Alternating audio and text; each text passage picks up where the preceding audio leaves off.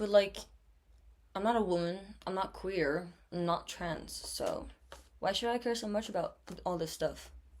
Well, just because you're not part of that group doesn't mean that their fight isn't any less important, you know? And the whole thing is not about guilt or blame. It's just about being aware, you know, and empathic towards like what they're going through. And the thing is, when you only care about the problems that directly affect yourself, then you're ignoring a huge part of the world. Yeah, but I feel like I don't know where to start.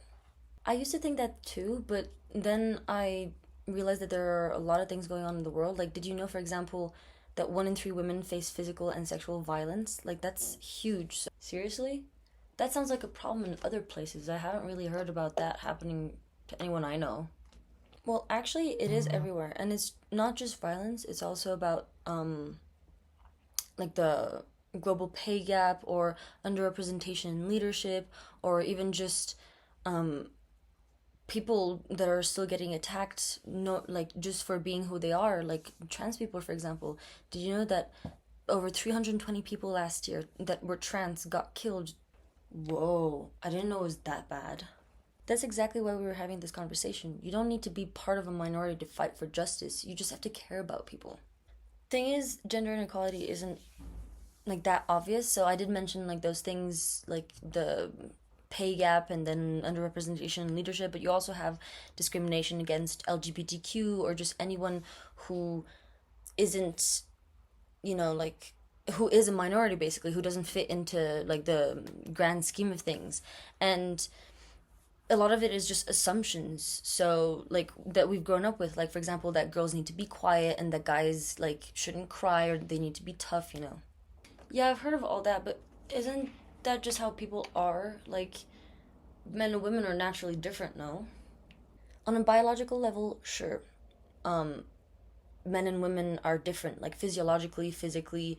Men, for example, are stronger than women, and but that's about sex, not gender. Gender is a social construct that is, yes, based on biology, but it's more of a social contract. It's not natural, and um, there's this sociologist, Raywin Connell, that said that it's kind of used as like a power structure. So it's kind of there to keep some people under control and in check. Okay, but what about men then? Do they face problems too? Totally. Feminism is not at all about hating men. Like Bell Hooks says, feminism is about ending sexism for everyone. So, for example, like when men are told not to be emotional, not to cry, that's really toxic for them because they should be able to show their emotions. And that's what feminism is. It's also fighting for men. Oh, so this affects all of us, not just women. Exactly. And then when you add race, class, or sexuality to the mix, it makes things even more complicated. Like there's this woman, Kimberly Crenshaw. She calls that intersectionality. So it's when one person might experience multiple different forms of discrimination. So, for example, when you've got black women, they'll not only face sexism but also racism because they're black and a woman. So it just makes it harder for them to speak up. Okay, I get it more now. But what can someone like me do? I always thought that I had to belong to one of those groups in order to do something about it.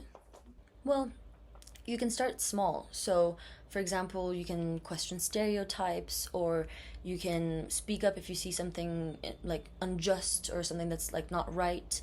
You can also vote for policies, for example, that are in favor of minorities, of spreading awareness and just having equality basically and human rights. And also, you can ask people, so those who have gone through those experiences, and just listen to them and remember while they're telling you those stories that it's not because you've never experienced it or probably have never even heard of people experiencing it that it doesn't make it any less true or valid, because that's one of the main reasons why it's so hard for people to fight for these equalities, because a lot of people, the majority of people, because they are minorities, you won't have the same experiences. All right. I guess it starts with being open, huh? Yeah. When people care, things tend to change way more. And it's not, once again, about being perfect. It's just about being present, being aware, being willing to learn about these issues.